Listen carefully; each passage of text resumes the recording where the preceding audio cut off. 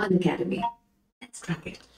नमस्कार दोस्तों, रिसेंटली कई सारे न्यूज़पेपर के अंदर यूट्यूब के ऊपर भी एक न्यूज काफी वायरल हुई थी। इवन पाथफाइंडर के ऊपर भी ऋचा मैम द्वारा इस वीडियो को कवर किया गया था, जहां पर बताया जा रहा था पार्लियामेंट्री कमेटी के द्वारा कि ऑयल के इंपोर्ट का रुपी में पेमेंट लेने वाला कोई भी नहीं है।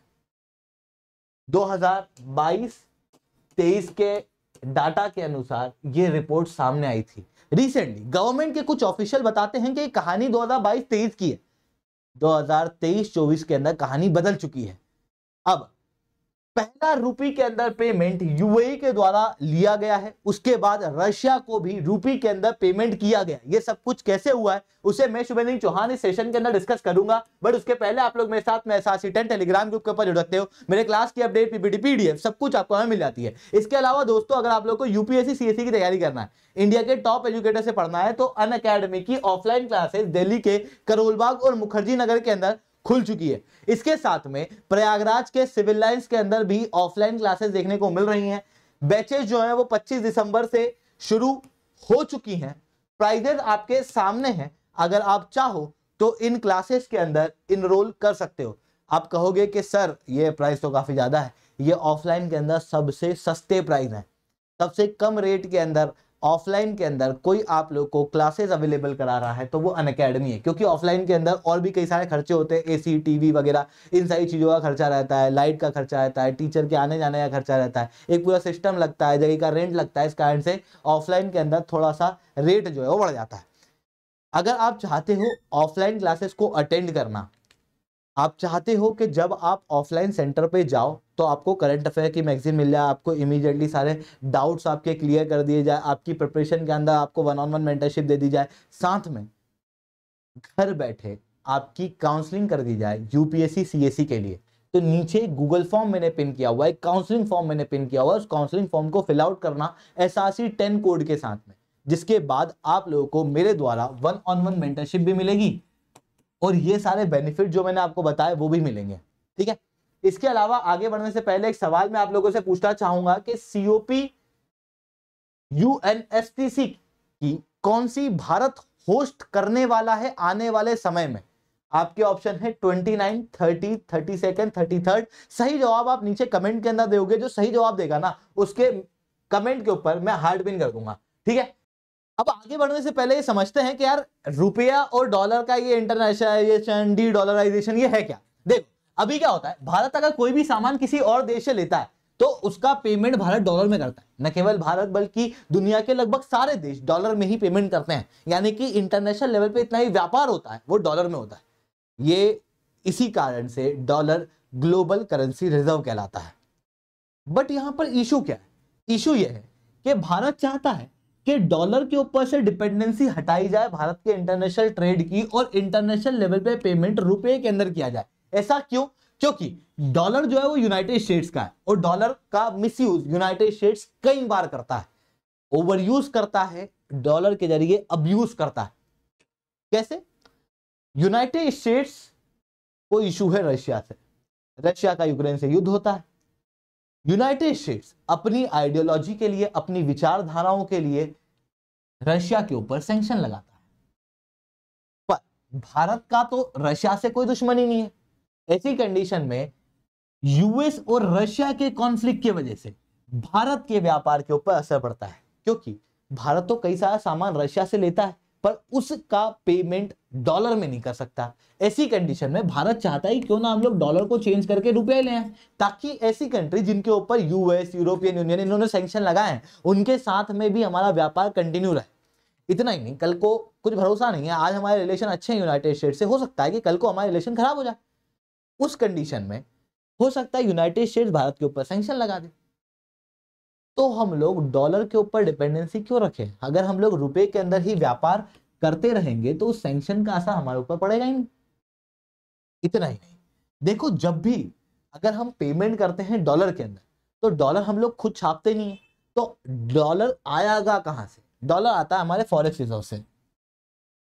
अब भारी मात्रा में जो भारत इंपोर्ट करता है उसका पेमेंट हम लोग हमारे फॉरेक्स रिजर्व से करते हैं। ऐसी कंडीशन में हमारे फॉरेक्स रिजर्व के ऊपर प्रेशर पड़ता है, हमारे फॉरेक्स रिजर्व डिप्लीट होते हुए दिखाई देते हैं।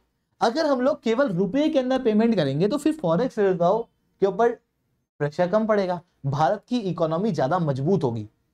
इतना ही नहीं, यहां पर एक और चीज समझो कि अगर हो ना हो ऐसा हो जाए कि भारत के अंदर इकोनॉमिक क्राइसिस आ जाए, भारत के फॉरेक्स रिजर्व बिल्कुल डिप्लीट कर जाए, 1990s की सिचुएशन हो जाए, तो भी भारत के व्यापार के ऊपर असर नहीं पड़ेगा, भारत को आईएमएफ के पास में जाना नहीं पड़ेगा। क्यों? क्योंकि भारत का व्यापार रुपए के अंदर होता रहेगा। इतना ही नहीं, यहां पर एक और बेनिफिट है। जैसे मान लो कि भारत ने क्रूड ऑयल लिया यूएई से और रुपए के अंदर पेमेंट कर दिया, तो ये जो रुपया है उसका यूएई क्या करेगा? दूसरे देशों को तो दे नहीं सकता, क्योंकि दूसरे देश अभी रुपया लेते नहीं है।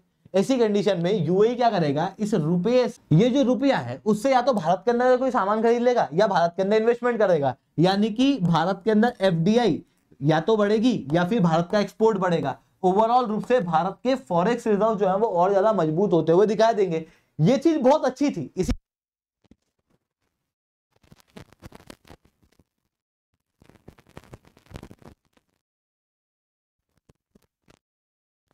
इन देशों के अंदर रुपये के अंदर पेमेंट सेटल हो सके। लगभग 60 से ज्यादा बैंकों को आरबीआई द्वारा मंजूरी दी गई कि रुपए के अंदर पेमेंट को आप लोग एक्सेप्ट कर सकते हो, वोस्त्रो नोस्त्रो अकाउंट ये सब खोले गए। बट 2022-23 के अंदर इसका इफेक्ट नहीं दिखा।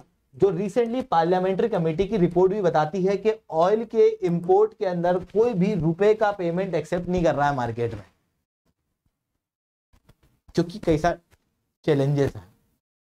जैसे एग्जांपल के लिए रशिया मान लो, रशिया तो एक ऐसी कंट्री है जो डॉलर का यूज कर ही नहीं सकती, इसके पास तो मजबूरी है कि इसको कोई सी और करेंसी यूज करना पड़ेगी। उसके बावजूद भी इसने भारत का रुपया लेने से मना कर दिया था।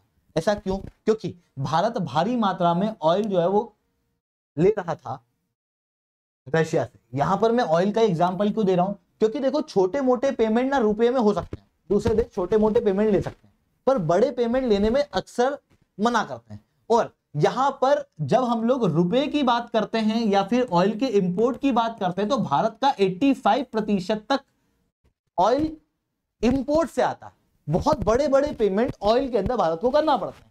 ऐसी कंडीशन में भारत चाहता है कि अगर यहां पर रुपए में पेमेंट होने लगे तो हमारी एनर्जी सिक्योरिटी बन जाएगी, हमारी डिपेंडेंसी डॉलर्स के ऊपर कम हो जाएगी। इसी कारण से भारत चाहता था कि एक काम करते हैं, रशिया को डॉलर यूज तो कर नहीं सकता, इसके ऊपर सैंक्शन लगे हुए हैं, तो ऐसा करते हैं कि इसको पेमेंट रुपए के अंदर कर लेते हैं। रुपी रूबल एग्रीमेंट भी होता है। पर ऑयल सप्लाई करने के बावजूद जब हम लोग रुपया रशिया को देते हैं तो यह हार्श ट्रूथ है कि रुपए का रशिया करे क्या, क्योंकि रशिया भारत से इतना कोई सामान इंपोर्ट करता नहीं है। रशिया के पास में रुपीस एक्यूमुलेट हो रहा था, वो कागज के टुकड़े बन रहे थे। वहीं अगर मैं बात करूं युआन की, तो रशिया चाह रहा था कि सब जो है वो युआन के अंदर पेमेंट कर दे, क्योंकि चाइना खूब सामान को एक्सपोर्ट करता है, प्रोड्यूस करता है, और रशिया उन्हें लेता भी है। ऐसी कंडीशन में अगर युआन उसके पास होगा तो उसका वो प्रयोग कर सकता है। रुपए का उसके पास में कोई प्रयोग नहीं है, इस कारण से वो रुपए में पेमेंट लेने से मना कर रहा था। वहीं दूसरी तरफ वो चाइना से युआन के अंदर पेमेंट ले रहा था। ऐसी कंडीशन में भारत को अपने एक्सपोर्ट्स वगैरह को बढ़ाने की आवश्यकता है, तब जाके ये सारी चीजें हो पाएगी। मतलब ये सारी चीजें एक दिन का मामला नहीं है। ऐसा नहीं है कि कल रात को सोए सुबह उठे वो बोले कि एक्सपोर्ट बढ़ा दो और भारत का एक्सपोर्ट बढ़ने लगा। ये लंबा मैटर चलता है। अब 2022-23 के अंदर तो किसी ने ऑयल खरीदा नहीं रुपए के अंदर, बट 2000 के अंदर कहानी चेंज होती हुई दिखाई देती है। भारत ने यूएई, जो 18 कंट्री है उनमें से यूएई के साथ में भी एग्रीमेंट किया था, रूपी दिरहम एग्रीमेंट, जहां पर यूएई के साथ में रूपी के अंदर एक्सचेंज किया जाएगा। उसी का असर दिखता है पिछले साल, यानी इस साल जुलाई में इंडियन ऑयल कॉर्पोरेशन के द्वारा Abu Dhabi national oil company को रूपी में पेमेंट किया जाता है और बल्क में पेमेंट किया जाता है। इतना ही नहीं, कई सारी रशियन कंपनी को भी ऑयल के अंदर पेमेंट किया जाता है। ऐसा रिसेंटली भारत सरकार के कुछ government official the Hindu newspaper को, इंडियन एक्सप्रेस को और रेउटर्स को बताते हैं। ये अपने आप में काफी ज्यादा सिग्निफिकेंट है। बट अभी भी रूपी में पेमेंट शुरू करना है या रूपी का इंटरनेशनलाइजेशन करना है तो वो एक रात का मामला नहीं है। इसमें बहुत लंबा समय लगेगा। भारत को अपने एक्सपोर्ट को बढ़ाना पड़ेगा, दूसरे देशों की डिपेंडेंसी रुपए पे क्रिएट करनी पड़ेगी, तब जाकर दूसरे देश भारत का रुपया लेना शुरू करेंगे। अदरवाइज शॉर्ट टर्म के लिए तो लेंगे, पर लॉन्ग टर्म के अंदर रुपये का इंटरनेशनलाइजेशन नहीं हो पाएगा। तो ये चीजें हम लोगों को यहाँ पर देखने को मिल रही है। आई होप नहीं होंगी। लेक्चर अच्छा लगा हो तो लाइक करना, लेक्चर बहुत अच्छा लगा तो नीचे एसआरसी10 कमेंट करना। अगर दोस्तों अगर आप लोगों को यूपीएससी सीएससी की तैयारी करना है, इंडिया के टॉप एजुकेटर से पढ़ना है ऑफलाइन क्लासेस के अंदर, तो अनअकैडमी ने मैंने बताया ऑफलाइन सेंटर खोल दिए हैं। अगर आप इन ऑफलाइन सेंटर्स के बारे में जानना चाहते हो तो नीचे मैंने एक काउंसलिंग फॉर्म दिया हुआ है, जहां पर अगर आप काउंसलिंग फॉर्म को फिल आउट करोगे तो हमारी टीम आपको रीच आउट कर लेगी, जिसके बाद में आपको यूपीएससी सीएससी से रिलेटेड कोई भी गाइडेंस रहेगी तो हमारी टीम आपको देगी। करंट अफेयर्स की मैगजीन आपको मिलेगी। और जिस दिन आप ऑफलाइन सेंटर के अंदर पेमेंट करने जाओगे या अनअकैडमी का कोर्स लोगे, उस समय पर आपको हाईएस्ट डिस्काउंट मिलेंगे, 40% तक के डिस्काउंट मिलेंगे। इससे अच्छा मौका नहीं मिलेगा। नीचे काउंसलिंग फॉर्म को फिल आउट कर देना। आई होप आप लोगों को ये सारी बातें समझ में आई होंगी। अगर आप चाहते हो ऑफलाइन सेंटर्स को देखना कि किस तरीके के ऑफलाइन सेंटर, तो इस वीडियो को देख सकते हो।